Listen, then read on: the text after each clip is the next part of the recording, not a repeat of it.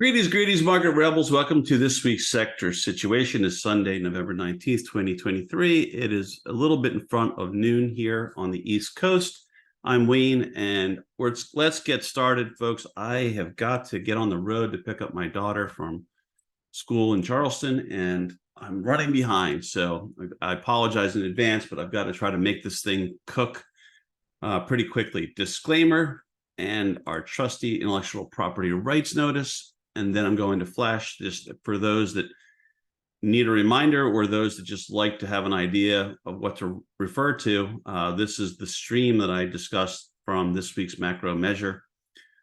So you can always snapshot that with screen capture, whatever the case may be, and then you'll be able to reference it if you'd like, or at least you'll know. So on that note, let's quickly reposition things, just briefly stop sharing, get this PowerPoint out of my way, and be able to get started just with our main screen, which we normally start with, which is our grid of 12. And I think really the message for sector situation last week was, and macro measure was, can the gang bring the other indices, I should say sector ETFs, my apologies, along for the ride? They look like they could have been putting in a higher low. And that's why there's arrows in a lot of these. I don't think I put them on, I didn't put them on every one of them, but we just noted that that was possibly happening and that maybe they would start to bring things along, and they did. And so another way we can check this out, I think, is through, where am I? There, maybe there. No, my bad. All right, just bear with me. I'm going to find this one here, maybe. Why am I? Oh, nope. That's not it either. Why am I not getting that to pop up? Oh, there it is. Okay, finally it came. So this is just one of the market breadth screens I like to keep an eye on and get an idea what's going on. And there's a lot of different things on here, but really the McClellan, this is the McClellan summation at the bottom, and this is the McClellan oscillator. And you can see that really, right, they both started to improve. This naturally, the McClellan oscillator started showing improvement quicker than the McClellan summation, but McClellan summation bottomed right near the end of October. We were talking about how the market tends to put bottoms in right then. And it's been a little scary how much the script has worked, honestly, this year. Most of the time it has. I would say here and there, I was starting to give up on it, and then it got right back into line. But they've just came after stocks in a big way. You can see that in just a few weeks of trading, there's been great improvement across the board. There's, advanced decline, cumulative advanced declines, things like that. There were some lines that disappeared here. I'm not sure what happened to some of my resistance lines, but this stuff effectively put in higher lows and is on the verge of breaking out as well. So it's just getting better. And that is something we saw, with the sectors as well. So there's just no denying that.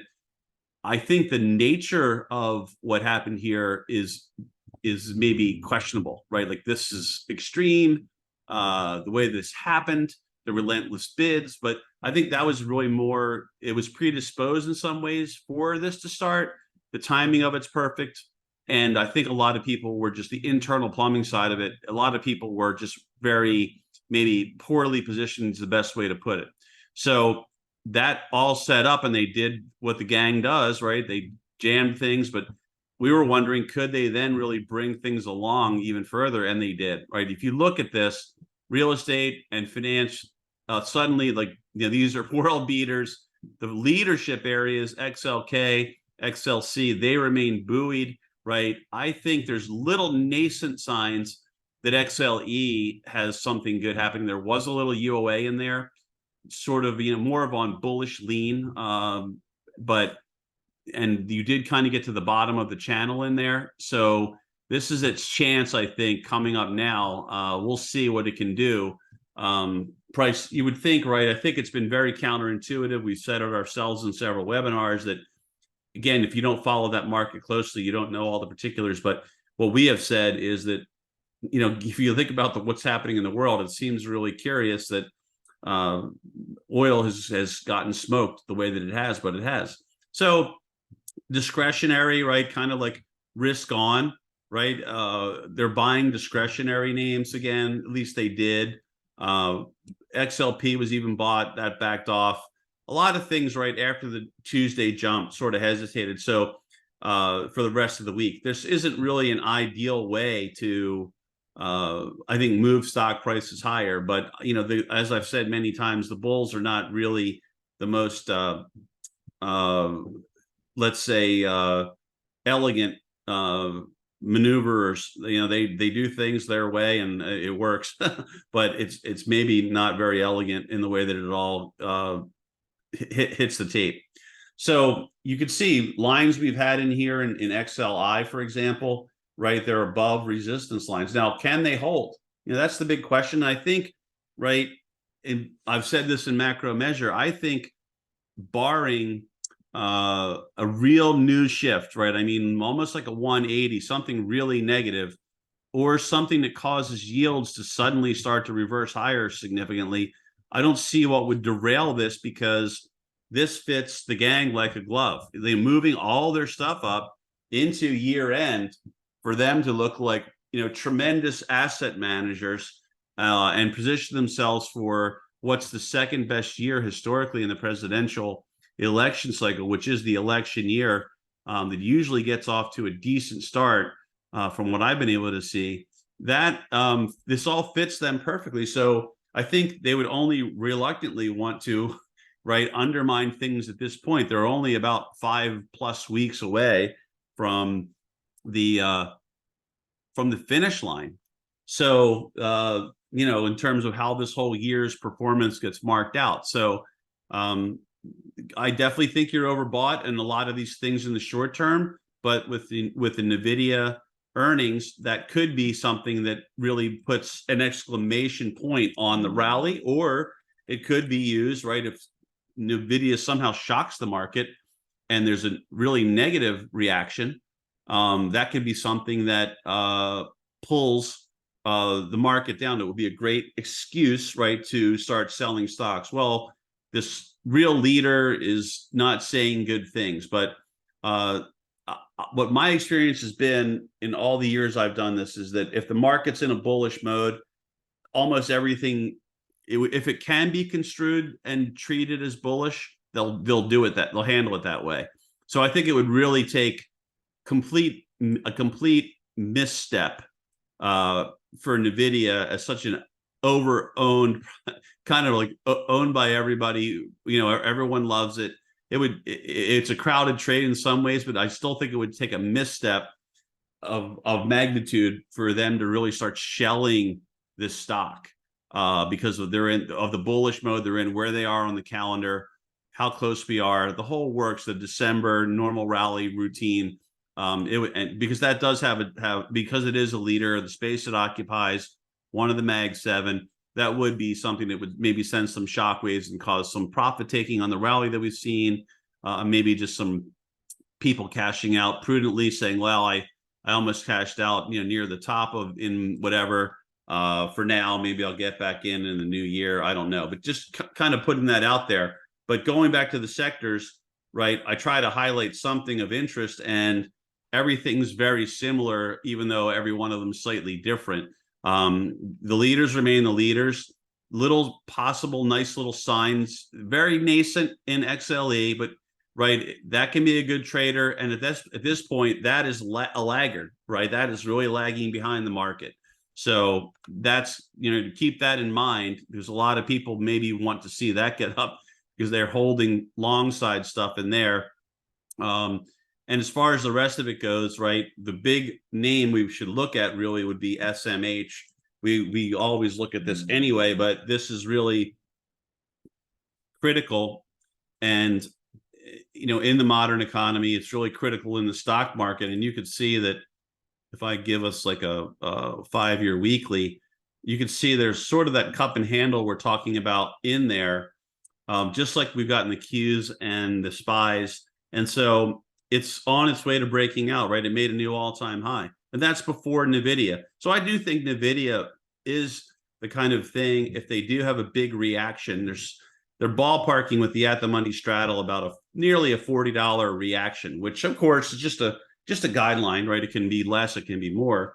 But if they jam that up 40, right, it pulls a lot of things with it. They're going to bring other semis for sure through. and then they're going to bring a lot of just big tech along with it. And of course, a lot of other things will just follow. So you can look at this and say, right, cup and handle. You can also say trend change back here in October, like pretty much along with the markets. And then nice kind of corrective action. Not much of a pullback in terms of they held on to most of the gains, which is what, if you're a bull, that's what you want to see. Now they're breaking out of that consolidation, like we were talking about last week. And now they're making new highs and they're maybe breaking through. And this could be a real breakout, could be the start of another leg higher. And so it's going to be really hard, right? If these things are running and how a lot of the big tech is going to run with that, it'll be hard for this to have this massive market correction, which is why I'm saying I think it needs to be, for the market to really suddenly reverse and go, you need news.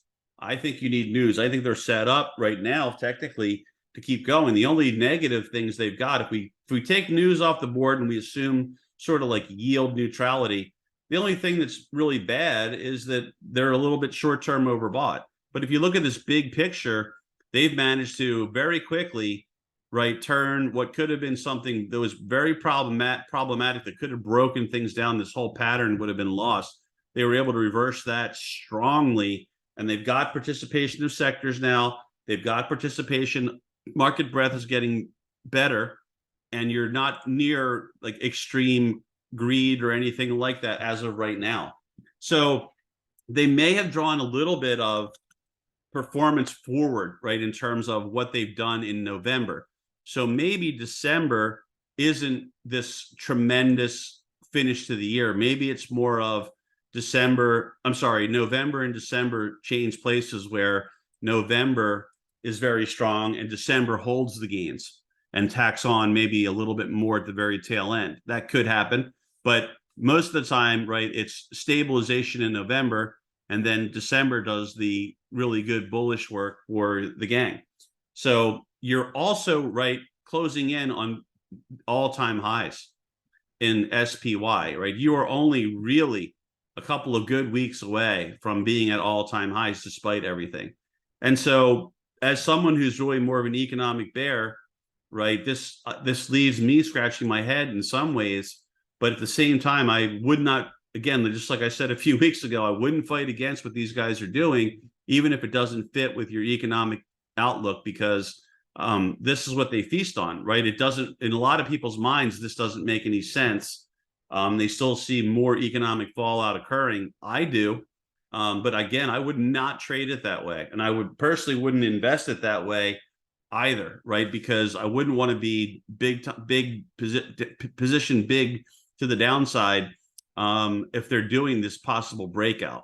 Now, I don't know if it'll succeed, but I'd rather get in after I think it's failed than as they're trying to pull off the caper, right? Because I'm going to have to endure pain if they manage to even put a false breakout together, right? I'm going to have to endure maybe another 6% worth of pain, which I don't really feel like living through. So that's why I'm kind of insistent on, I'd rather not try to guess a bottom or a top. I'd rather start to say that this one looks like it could have already been put in and try to catch it shortly thereafter. So that's just a little bit of a rant that way. Now, let's look at a couple other sectors. XLE, this is a weekly chart, remember, that we've been looking at, but XLE, it's showing nascent signs, and I'll switch over to more of a one-year daily, showing some nascent signs, a little bit of positive divergence, a little bit of, excuse me, a little bit of UOA, got down to the lower part of the channel, this corrective channel it's been operating in. Not too far from the Bollingers, but that's not a big deal. Near, right, a retracement level that we've got there, about 50% retracement. So there's a little bit happening there. Still, though, the trend is down. Intermediate term trend is down to me. 50s rolling over still. Longer terms are flatlining, and shorties are still dropping, right? The 20 in blue and red and white are even lesser than that. So it's a mixed bag, baby. Austin Powers line, in terms of describing what's happening here, but a little bit of positive signs. So let's see if there's something they can do. I think clearly this obviously, right, the 100's a big, my resistance line in the 100 pretty much dovetail. The 100's there in dash white, light gray, whatever you want to call it. But then only the 50 remains above there. So if they can get above the 50, which really wouldn't be an incredible move, just a solid move, they might be able to start opening up more potential for themselves. At least they'd be temporarily out of the decline, temporarily. So keep an eye on that one. For that, we did see a little bit of paper starting to creep in. So nothing great yet, but just sometimes, right, there's a trickle and then a more forceful UOA shows up. Also, I'm still not loving what I see in long term in the metals yet. But we have to acknowledge that there's some interesting little technical things happening here. Inverted compound head and shoulders, appearing. You've got resistance right near the 100. You could put the neckline just a little higher, but this really could shift. You maybe have a higher low in place. It's not what you want to see ideally, though, because you really would rather have seen this high be able to take these highs out, at least get a couple highs click through and then put in a higher low. But this is a pretty big retracement, really, overall from this push here. You've retraced a lot of that. So not starting out overly impressive if you are trying to finally trend change in the metals, but some things do. Again, we talked about how these have that long-term potential where I think there's a big cup and handle in here. If you like that pattern, I don't want to show that. We're just going to kind of move through because I'm really pressed for time. And I apologize, but I just can't get to everything this weekend because I had something develop where I have to be the driver in this case. So there's your junior miners, right? So they're showing something similar. And I always try to get a couple of bulls in when we see some paper, even if I'm really not in love with the chart complexions overall, just because remember, the fortunes of the metals space could reverse quickly on news. I mean, really, probably really bad news that none of us really want to see, but that could happen. So that's why I think holding a little bit of this at all times is probably not a bad hedge, unless you really get extremely overbought and you think it's a sale and you'll buy some back. But I like to hold on to this type of stuff myself, just a little bit of it. And that way, if you do have some really bad stuff, at least you've got something on. And it is sort of a store of value in some ways if you kind of weather some of these storms. But that's the big thing there. I'm trying to think.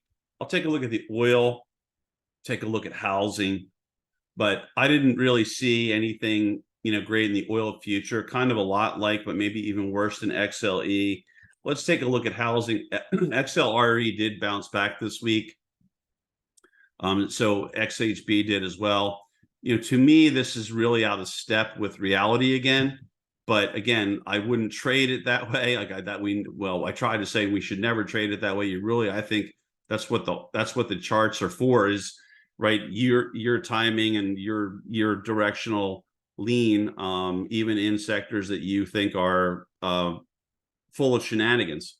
But again, I wouldn't do that. I would just go with this. Unfortunately, though, right now, right, you did kind of get overbought in this, like everything else. So, and it does have those gaps, and those gaps, like I said before, once 5 days has passed, then we really don't pay attention to those gaps until the stock is on its way back towards them. So the time ran out on caring about this one. Boom, another jump. There's been 4 sessions since the gap. If they manage to not really respect this gap after Monday, I'm not really focusing on it until I see some kind of technical failure, loss of support somewhere. Could be a flat line, could be a support line, but I just don't let that get in my way, because I proved it to myself with Ryan's help that after about 4 to 5 sessions, those gaps tend to not matter for a while. And if they don't matter for a while and you have to really see failure before they matter again, then I'm really just going to be more on the watch for failure than kind of fixated on the gap. That's just the way that I do it, because our back tests, or whatever you want to call it, number crunching, sort of prove that to us. So I would need to see failure of some kind. Probably those, at the very least, you'd want to see that Thursday low get taken out. And then maybe you'd be interested in doing something there if you want to fight against this. But they're real. If they finish the month strongly, I really wouldn't want to fight against it, because I think it would have a lot of, there's hope will still maybe spring eternal. And as long as it is, we don't want to fight it if these guys are going to keep pushing it up. Right. So even though it's out of step with my view of things, and it's kind of a super V in terms of recovery, again, I'm not fighting against it until I see a loss of momentum in the start of a reversal. That's just me though. But that's one that's, I think, overbought and out of step. I'm trying to think if there's anything else that I can cover here in sector situation briefly before I have to get on the road that would help out. No, I think that's my best. Those are my best thoughts at the moment that I can share. I do think you just got to keep your eyes on the Nvidia reaction. I do think it's really what the fulcrum for the week, more than without a news development that I'm unaware of or something comes in. That would be the lever, right, to either big jam higher and or a big sell off. And I think the bull market type action we've seen of the last 3 weeks probably favors them not allowing for a big plunge unless, right, unless the news is so bad, it just can't be denied. And I would be surprised if that were the case, just because usually when you're in a strong bull phase like we have been, they are pretty much able to take even bad news and make the stock react well. So that's what I'm basing a lot of that on. But if they do put a super jam together on that Nvidia, they do manage to do that, that could be your signal to take profits. So if they spike this thing up $40, and the SMH and everything comes along with it, you're going to be really in very overbought territory on the dailies at that point, if you do get a massive jam up.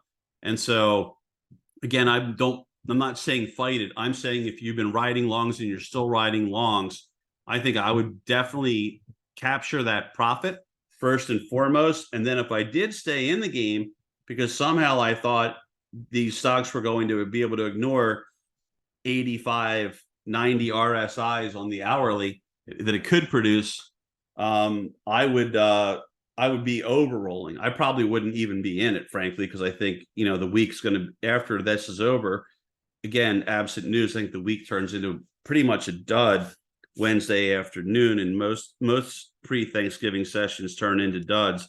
I used to regret even going in, but I just did it just for risk management, just in case. And of course, Friday's session is largely forgettable too. But again, I was dumb enough to go in there, and most of the time anyway, just in case something broke, just to be there to make adjustments and keep risk under control. But anyway, that's probably a wrap. I want to thank everyone for tuning in with us. I want to say that I do hope something that I share with you this week helps you out this week or some week in the future. I want to wish everyone a great conclusion to their weekend and a happy Thanksgiving and safe Thanksgiving, and really, hopefully, still an abbreviated but good trading week ahead. So thanks again, and everyone have a great finish to the weekend.